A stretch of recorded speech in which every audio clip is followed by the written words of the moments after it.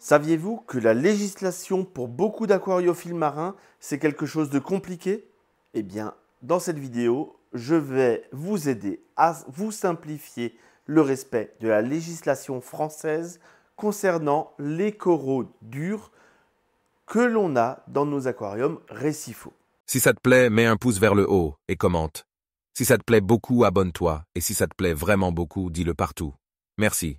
Si après cette vidéo, vous avez encore des questions sur la législation, n'hésitez pas, posez-les en commentaire. Je serai ravi d'y répondre, voire même de vous faire une vidéo dédiée sur certains points si je n'ai pas été assez clair. Ça peut arriver, hein, je ne suis pas non plus... Alors, pour la première fois, j'ai publié quelque chose sur le récifal. C'est un registre d'animaux non domestiques pour les coraux. Ce livre va vous permettre de suivre les entrées et les sorties de vos animaux. Alors, j'entends déjà certains spécialistes dire oui, il suffit de garder toutes les factures. Oui, mais personnellement, par exemple, j'ai acheté des coraux en Allemagne. La personne a mis un numéro de CITES dessus sur un ticket de caisse qui est en impression thermique.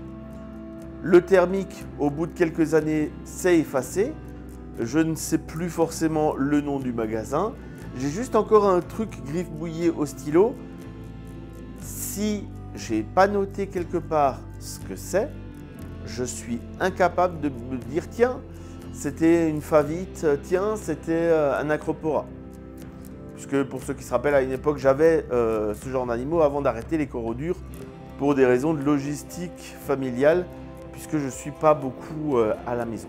Donc j'ai créé ce registre avec, au tout départ, on va mettre son nom, son prénom, tout ça, si on a envie. À quoi ça sert? Un exemple de l'attestation de cession et comment utiliser le registre. Alors le concept il est simple, on va mettre des numéros d'entrée, donc on dit l'espèce, la date, le numéro de CITES, l'origine, un justificatif s'il y en a un. Donc on peut dire j'ai une facture, j'ai un truc. Et ça on va stocker comme avant dans un classeur. Donc il y a tout le début, c'est les entrées. Et il y a beaucoup plus parce que les coraux, ça de particulier, c'est que on peut les bouturer, donc on va avoir plus de sorties. On a là les sorties, donc pareil, on va marquer par rapport au numéro d'entrée, à quelle date il sort.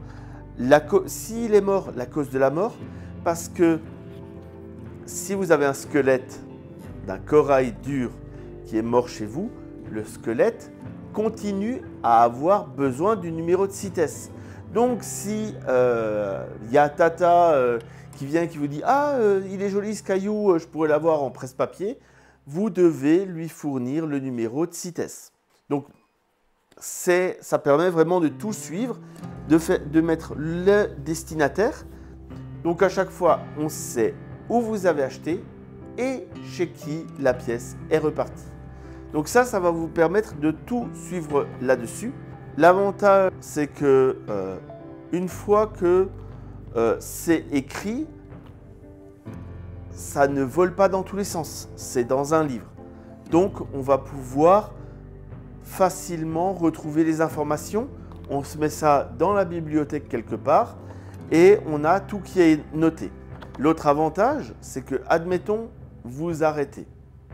Vous avez tout noté et vous le stockez ça quelque part, ça ne prend pas de place. Et en cas de contrôle, parce que une personne à qui vous avez vendu un corail se fait contrôler et on vient voir chez vous si tout était en règle, vous sortez ça.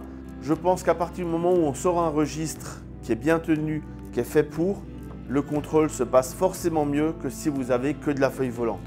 Et pourtant, jusqu'à présent, tout le monde, il n'y avait que le choix des feuilles volantes. C'est pour ça que je me suis dit, je vais faire le premier livre qui permet de suivre ça. Ça va vous aider à respecter la législation.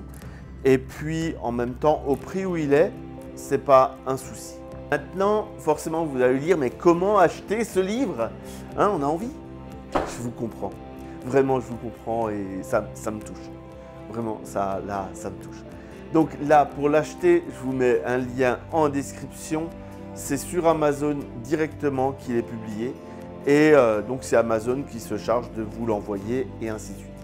Donc je vous mets un lien et ce lien forcément est affilié.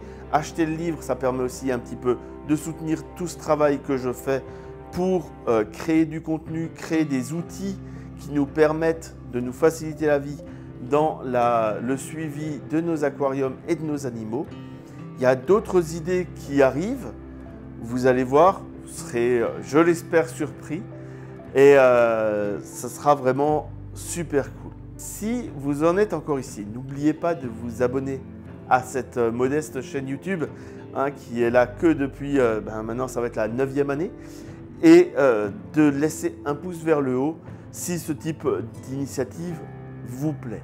Voilà qui conclut cette première vidéo de la nouvelle saison des vidéos de récifs captifs.